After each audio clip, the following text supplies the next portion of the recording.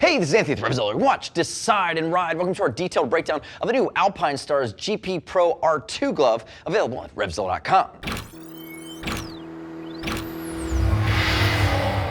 This is the new GP Pro R2 from Alpinestars. Brand new, fall of 2016 into 17. This is an overhaul of the original GP Pro that we saw come out sometime in 2012. Oh, look. Here's the old one right here to my left. If we look at them stacked against each other, at first glance, you're going to say, oh, the knuckles changed, but I wonder what else has changed. They actually have made a handful of changes to this glove. They make it more protective, they make it more comfortable, and they streamline it. This is still what I'd call a mid-range to high-end race and track glove. And again, it's CE level 2 compared to the original rating, which I believe was just CE level 1 or didn't qualify for CE standards on the original GP Pro glove. So again, replacement. Now, in the Alpinestars family, you're still thinking about GP Pro R2 going to GP Tech, which gets you the K-Tech system and upgrades in protection. And now there's even a Super Tech R glove, which again, or a Super Tech glove, which is the top end of the food chain around the $400 mark.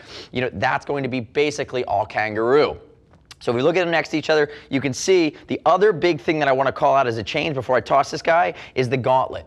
Everybody loved the original GP Pro glove, and this gauntlet was massive around the wrist, on the ulna, on the lateral side of your arm as you go down the cuff. They've kept it, but they've streamlined it, and that's probably my favorite thing, whereas this guy felt like the Knights of the Round Table, this guy feels like a nice hard TPU that's an appropriate size for the type of glove it is. Again, knowing that this glove is going to interface with your race suit in most cases and get you to the track. Now, one more shot of these two together. The other thing I'm going to talk about, I might as well hit it really quickly. If you look at the palm, so this is now a CE2 level glove, which means a few things. They've increased the control patch versus the old version, and you're also going to notice there's a minimization of seams. Notice right in this area right here, lots of seams on the old glove. What they've done is increase the control patch, and now they've given you that stretch area. Still a box seam construction, still really, really comfortable.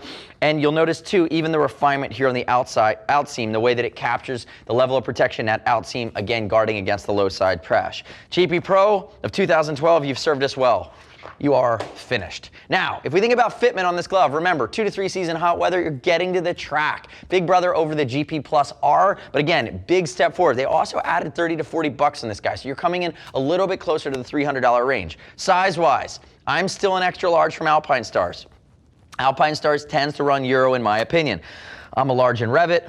I'm an extra large in Dainese. They fit Euro as well. But I'll be more akin to something like a large from a Dainese or from a Icon or from a First Gear, or gloves that are more American made. So again, use the size chart. I find this fit to be consistent with Alpinestars. Again, you're going to home in on the same size that you've had. If you know you're a large in American cut gloves, you might go XL when it comes to Alpinestars, depending on where you fall in that range. And remember, it is a leather track glove. That's going to break in about 10%, but it's not going to break in any more than that. So again, it's going to be tight when you get it. You're going to work it in, and it will start to mold and work with you there. Use the size chart. No surprises. Remember, it's Euro cut. And as always, you can click our logo, subscribe to us at RevZilla on our YouTube channel. Leave me your comments, your questions, your feedback on the new GP Pro R2. Like it, they're just adding letters, adding numbers to the name, but this is the next generation. Now, if we look at the glove, I'm going to work my way back to front, and let's walk through all the nuance here. I've already talked about this big TPU cuff. Again, great protector slider, and they streamlined it. Probably my favorite upgrade on this glove. Moving forward, it's goat skin on the back of the hand, it's goat skin in the primary level or layer on the fingers, and then you're going to have cowhide reinforcing it. So cowhide around the new school seated knuckle, and you see how this knuckle comes together. It's going to flow air in, it's going to vent, you have venting back here, but again, these raised blades are really minimizing surface area, so you have the best chance of sliding when you go down and the knuckle does its job. And again, they stay away from carbon fiber, they give you TPU. It's going to do a little bit better of a job protecting and sliding when you get yourself into trouble. Now, moving to the fingers, they've refined the TPUs. These are hard part TPUs. They feel fine. I'm not feeling them as I move my fingers. And again, they've gone to a gloss finish to match the knuckle versus a matte finish with a step construction on the last ones. And again, that's just really a different shaping. Now, the other change they made, you're going to see it here in the fingers. Remember, these are cowhide on top of goatskin. Notice the mid-digital elastication. Notice it's exposed on your third, or really your third finger here. This is the third and fourth finger bridge. If you go up to something like the GP Tech or the Super Tech, you get the K-Tech system, which is multiple layers. It beefs it up. This is to guard against that pinky breaking or dislocation in the low side. But what they've done is they've made it more usable. So in the past, they used to cover this joint right here. They've added elastication, they've split it, it's a little bit more mobile. You feel it less, but it will do its job when you get yourself into trouble. And I'm also gonna call out, while we're looking at this lateral profile here, on the previous version there used to be a notch right there where these seams came together. They've now given me one long continuous piece of leather, which again, minimization of his seams is a minimization of weak points, minimization of pieces of leather with holes in them. Again, that's gonna capture that outside protection, that outseam protection if you get yourself into trouble.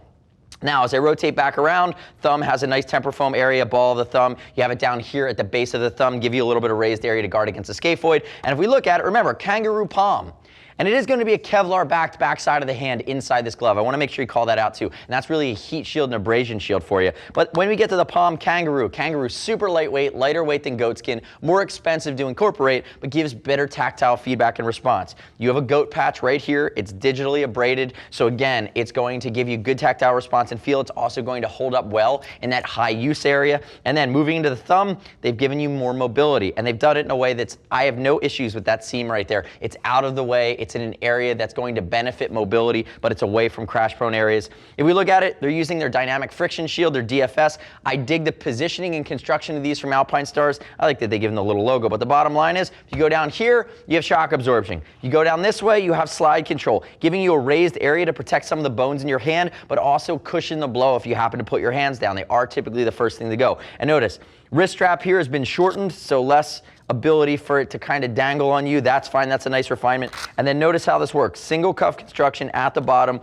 nice hard beefy TPU wrapping around to the outside. Again, well-constructed CE level 2. We're looking at protection. We're looking at comfort. We're looking at comfort on the back of the hand and streamlining, comfort on the top. Again, they're looking at this race-bred glove that does take a bit of a step up in price, and traditionally the GP Pro has been the best seller in the Alpinestars race glove line. I wouldn't doubt at between $200 and $300, the GP Pro R2 continues that moniker of really that sweet spot of, I've been to a few track days, I know I need better stuff, I want more comfort, more protection, and I can't spend my entire mortgage payment. Let me go for the glove that's gonna max that out. And Alpinestars is gonna play in that range. So from the RevZilla side, we're big fans of the direction they went, and ultimately even sacrificing a little bit of a higher cost. This is the next iteration from Astars. Make sure you check out the GP Plus R, which will still be getting you to the track. It's still a rock solid glove, comes in closer to the $200 range. And then really the one you need to look at if you're in this range already, check out the Super Tech. That's gonna be that $400, really expensive, high-end pro glove. That's what you're gonna see Jorge Lorenzo wearing every weekend at the track, new Super Tech gloves. So next step in your journey is to click the info button, your desktop, your mobile device. Visit the product detail page at RevZilla.com for the GP Pro R2. Read other rider reviews. You shouldn't just take my word for it. And as always, we'll ship for free over $39. And if you want to talk to a gear geek, see us at RevZilla.com or 877-792-9455. Thanks for watching our detailed breakdown of the new GP Pro R2. Remember, subscribe to RevZilla on our YouTube channel. Stay up to date with our opinion on the latest and greatest in the moto universe, from bikes to gear to rides. I'm Anthony. We'll see you next time.